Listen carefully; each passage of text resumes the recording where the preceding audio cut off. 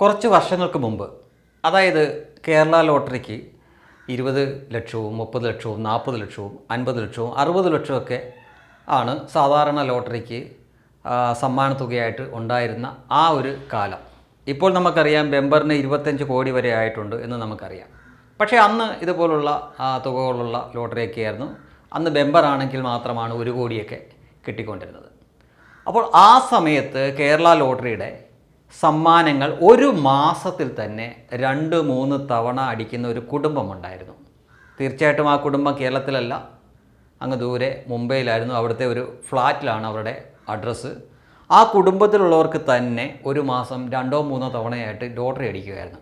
ഒരു തവണ ഗൃഹനാഥനാണ് അടിക്കുന്നതെങ്കിൽ അടുത്ത തവണ അദ്ദേഹത്തിൻ്റെ ഭാര്യയ്ക്കായിരിക്കും, മകൾക്കായിരിക്കും, മകനായിരിക്കും.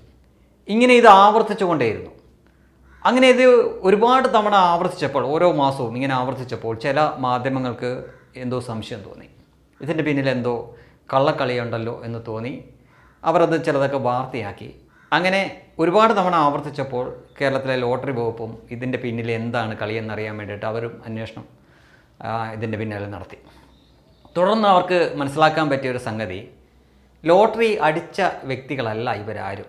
ലോട്ടറി ഒരു മറയാക്കിക്കൊണ്ട് കള്ളപ്പണം വെളുപ്പിക്കുന്ന പരിപാടിയാണ്, പ്രക്രിയയാണ് അവിടെ നടന്നുകൊണ്ടിരുന്നത്. അതെങ്ങനെയാണ് എന്ന് ചോദിച്ചു കഴിഞ്ഞാൽ നമുക്കറിയാമല്ലോ. ഇപ്പം ലോട്ടറി അടിച്ചു കഴിഞ്ഞാൽ പ്രതികരിക്കുന്ന ആളുകൾ പലതരത്തിലുണ്ട്. ചിലർ ലോട്ടറി അടിച്ചാൽ അപ്പോൾ തന്നെ എല്ലാവർക്കും അറിയാം ഇന്ന ആൾക്ക് ലോട്ടറി അടിച്ചു. അയാൾ ഭാര്യയോട് പറയും, മക്കളോട് പറയും, ബന്ധുക്കളോട് പറയും, സുഹൃത്തുക്കളോടെല്ലാം പറഞ്ഞ് നാട് മൊത്തം അറിഞ്ഞ് ഏതാനും മിനിറ്റുകൾ കൊണ്ട് അല്ലെങ്കിൽ മണിക്കൂറുകൾക്കുള്ളിൽ തന്നെ ആർക്കാണ് ലോട്ടറി അടിച്ചതെന്ന് കേരളം അറിയും. ചില കേസുകൾ നമുക്കറിയാം. ചില കേസുകൾ ലോട്ടറി നറുക്കെടുപ്പ് കഴിഞ്ഞു, മിനിറ്റുകൾ കഴിഞ്ഞു, മണിക്കൂർ കഴിഞ്ഞു, 1 ദിവസം, 2 ദിവസം, 3 ദിവസം, 4 ദിവസം ആയാലും ആർക്കാണ് അടിച്ചതെന്ന് അറിയാൻ പറ്റത്തില്ല. അങ്ങനെ രഹസ്യമാക്കി വെച്ചിരിക്കുന്ന ആൾക്കാരുണ്ട്. അവരെയാണ് ഇത്തരക്കാർ ലക്ഷ്യം വെക്കുന്നത്. ഇത്തരക്കാരെന്ന് പറഞ്ഞു കഴിഞ്ഞാൽ ഈ കള്ളപ്പണം വെളുപ്പിക്കാനുള്ള, ഈ ബ്ലാക്ക് വൈറ്റ് ആക്കുന്ന ടീമാണ്. ഇവർക്ക് കേരളത്തിലെ എല്ലാ ജില്ലയിലും ഇവരുടെ ആളുകളുണ്ട്. ഇവരുടെ പ്രധാനപ്പെട്ട ആളുകൾ ഈ തിരുവനന്തപുരത്തെ ലോട്ടറി നറുക്കെടുപ്പ് നടക്കുന്ന കേന്ദ്രത്തിലും കാണും. അവിടെ നറുക്കെടുപ്പ് നടക്കുന്നു, എല്ലാ ദിവസവും നറുക്കെടുപ്പുണ്ട്. ഇതുപോലെ വലിയ തുകയൊക്കെയുള്ള നറുക്കെടുപ്പാണെങ്കിൽ അവിടെ വെച്ച് ഈ ടിക്കറ്റിൻ്റെ നമ്പർ അറിയുന്നു. അതിനുശേഷം ഇത് ഏത് ജില്ലയിൽ ഏത് ഏജൻസി വിറ്റ നമ്പറാണെന്ന് തിരക്കി പിടിച്ചറിയുന്നു, അറിയാനൊക്കെ പറ്റും. തുടർന്ന് പിന്നീട് ഇതിൻ്റെ പിന്നാലെയായി ഈ ഏജൻസിയിൽ നിന്ന് സബ് കൊണ്ടുപോയിട്ടുണ്ടോ, സബ് ഏജൻസി വഴി ഇനി ഇതാരാണ് വിറ്റത്, ഏത് ഏരിയയിലാണ് വിറ്റത്, അങ്ങനെ അന്വേഷിച്ച് ഒരു 10 കേസൊക്കെ ഉണ്ടെങ്കിൽ 3-4 കേസുകളിൽ യഥാർത്ഥത്തിൽ ലോട്ടറി അടിച്ച ആളുകളിലേക്ക് ഇവരെത്തും. രഹസ്യമായിട്ട് വെച്ചിരിക്കുന്നതായിരിക്കും, പക്ഷേ അന്വേഷിച്ച് പിടിച്ച് ഇവരെത്തും. ഇനിയാണ് ഇതിനകത്തെ കളി. ഉദാഹരണത്തിന് നിങ്ങൾക്ക് 1 കോടി രൂപയുടെ ലോട്ടറി അടിച്ചു എന്ന് വെക്കുക. നിങ്ങൾ നിയമപരമായിട്ട് നേരായ മാർഗത്തിലാണ് ഇത് ഈ ലോട്ടറി സറണ്ടർ ചെയ്ത് സർക്കാർ വഴി അല്ലെങ്കിൽ ലോട്ടറി വകുപ്പ് വഴി നിങ്ങൾ ഈ പണം നിങ്ങൾക്ക് ലഭിക്കുന്നതെങ്കിൽ നിങ്ങൾക്ക് കിട്ടുക 62 ലക്ഷം രൂപയായിരിക്കും. ബാക്കി 38 ലക്ഷത്തോളം രൂപ നികുതിയായിട്ടും കമ്മീഷനായിട്ടും മറ്റുമൊക്കെ ആയിട്ട് പോയിട്ട് നിങ്ങൾക്ക് നിയമപരമായിട്ട് കിട്ടുക 62 ലക്ഷം രൂപയോളമായിരിക്കും. ഇവിടെയാണ് ഈ കള്ളപ്പണക്കാരുടെ കളിയിരിക്കുന്നത്. ഇവർ ഇയാളോട് 65 ലക്ഷം രൂപ ഓഫർ ചെയ്യും. അപ്പോൾ സ്വാഭാവികമായിട്ടും മലയാളിയാണ്, കാച്ചിനോട് ആർത്തിയുള്ളവനാണെങ്കിൽ ഈ 65-ലൊന്നും നിൽക്കത്തില്ല. 65, 70 ആവും, 75 ആവും, 80 ആവും, ചിലപ്പോൾ 90 വരെ പോയ കേസുകളുണ്ട്. അപ്പോൾ ഓർക്കുക, യഥാർത്ഥത്തിൽ ലോട്ടറി അടിച്ചവൻ അവൻ വലിയ റിസ്ക്കാണ് എടുക്കാൻ പോകുന്നത്. കാര്യം നേരെ ചൊവ്വയാണ് പോകുന്നതെങ്കിൽ അവന് 62 ലക്ഷം രൂപ കിട്ടും. അതിന് ആരോടും അവന് കണക്ക് പറയേണ്ട കാര്യമില്ല, അത് ലീഗലായിട്ടുള്ള പണമാണ്. മറിച്ച് അവൻ ഈ ലോട്ടറി ടിക്കറ്റ് മറിച്ച് വിൽക്കുകയാണെങ്കിൽ അവന് കിട്ടുന്ന എത്ര ലക്ഷം രൂപയാണെങ്കിലും അതിനൊന്നിനും കണക്കില്ല, സോഴ്സ് കാണിക്കാൻ പറ്റത്തില്ല, ഹൈ റിസ്ക്കാണ്. പക്ഷേ ഇന്നത്തെ പോലെ ED മറ്റു കാര്യങ്ങളൊക്കെ ഒന്നും അത്ര അന്വേഷണമൊന്നും വലിയ ഇല്ലായിരുന്ന ആ സമയത്ത് നടന്ന കാര്യമാണ് പറയുന്നത്. അങ്ങനെ ഈ കള്ളപ്പണക്കാരുടെ ഏജൻറ്റുകൾ കൈക്കലാക്കുന്ന ഈ ലോട്ടറിയാണ് ഞാൻ ആദ്യം പറഞ്ഞ പോലെ ഈ മുംബൈയിലുള്ള ഈ ഫ്ലാറ്റിലുള്ള കുടുംബത്തിൻ്റെ കയ്യിലെത്തുന്നത്.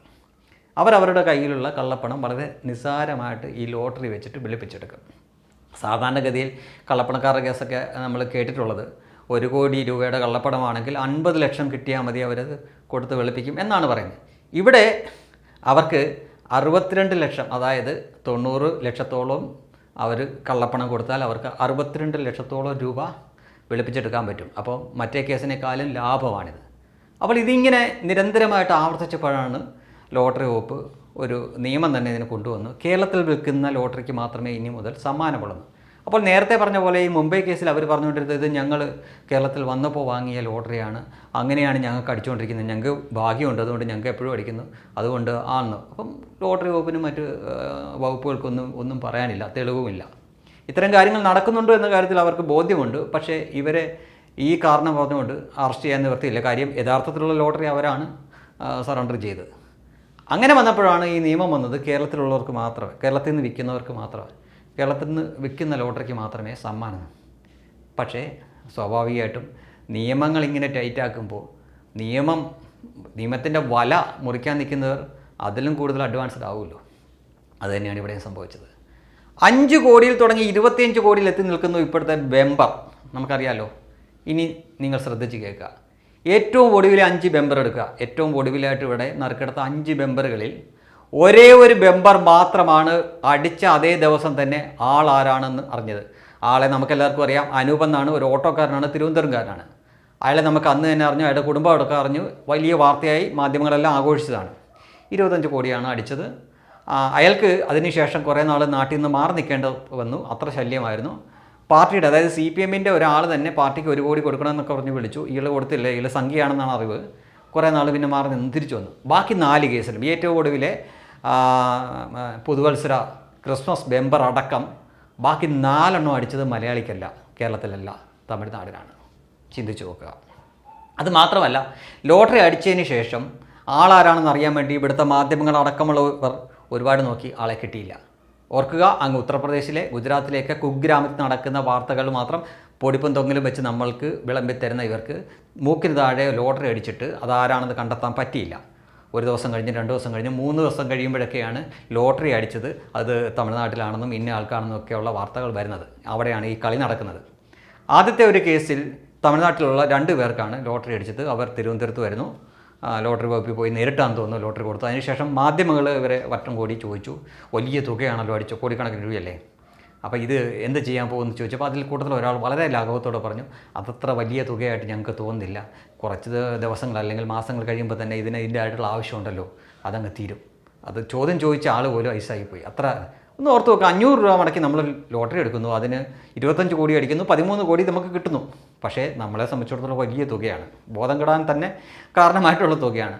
അതിനെയാണ് ഇത്രയും നിസ്സാരവൽക്കരിച്ച് പറഞ്ഞത്. ഓർക്കുക. അപ്പം യഥാർത്ഥത്തിൽ ഇതിന് പിന്നിൽ പല കളികളുണ്ട്. ഞാൻ നേരത്തെ പറഞ്ഞ പോലെ മുംബൈ എന്ന ലൊക്കേഷൻ മാറി ഒരുപക്ഷെ തമിഴ്നാടായതാവാം. തമിഴ്നാടിന് ന്യായം പറയാം, ഞാനത് വാങ്ങിയത് പാലക്കാട് നിന്നാണെന്ന് പറയാം, കർണാടകക്കാരനും പറയാം ഞാനത് വാങ്ങിയത് അതായത് കേരളത്തിൽ നിന്ന് തന്നെയാണ്. കാര്യം അതിർത്തി സംസ്ഥാനങ്ങളാണല്ലോ ഇവർക്കൊക്കെ. നമുക്കൊന്നും പറയാനും പറ്റില്ല, അതായത് അന്വേഷിക്കുന്നവർക്കൊന്നും പറയാനും പറ്റത്തില്ല. പക്ഷേ ഇവിടെയും നടക്കുന്നത് ഞാൻ ആദ്യം പറഞ്ഞ കേസിലെ സംഗതി തന്നെയാണ്.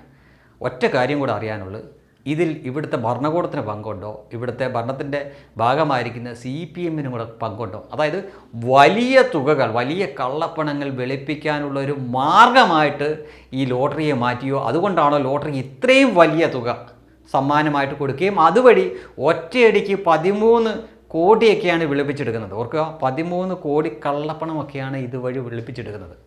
അതിൽ ഇവർക്കും കൂടെ പങ്കുണ്ടോ എന്ന് മാത്രമേ അറിയാനുള്ളൂ. അത് പറയാനൊരു കാരണമുണ്ട്. മനുഷ്യർക്കുണ്ടാകുന്ന ദുരന്തത്തിൽ പോലും മുതലെടുക്കുന്നവരവർ. നമുക്കറിയാം, ഓഖി ദുരന്തം, കോവിഡ്, വെള്ളപ്പൊക്കം, ഇതിൻ്റെയൊക്കെ സമാശ്വാസ പണത്തിൽ പോലും കൈയിട്ട് വാരിയ ടീമാണിവർ. അപ്പോൾ അവരും കൂടെ അറിഞ്ഞുകൊണ്ട് ഇങ്ങനെ ലോട്ടറിയെ മറയാക്കി കള്ളപ്പണം വെളുപ്പിക്കാൻ വേണ്ടി വെച്ചിരിക്കുന്ന ഒരു സെറ്റപ്പാണോ ഇങ്ങനെ ഓരോ മാസം കൂട്ടിക്കൊണ്ട് വരുന്ന മെമ്പറിൻ്റെ തുക എന്ന് സംശയിച്ചാൽ പോലും തെറ്റു പറയാൻ പറ്റത്തില്ല. കാരണം കമ്മികളാണ് ഈ ഭരിക്കുന്നത്. അപ്പോൾ ഒരു കാര്യം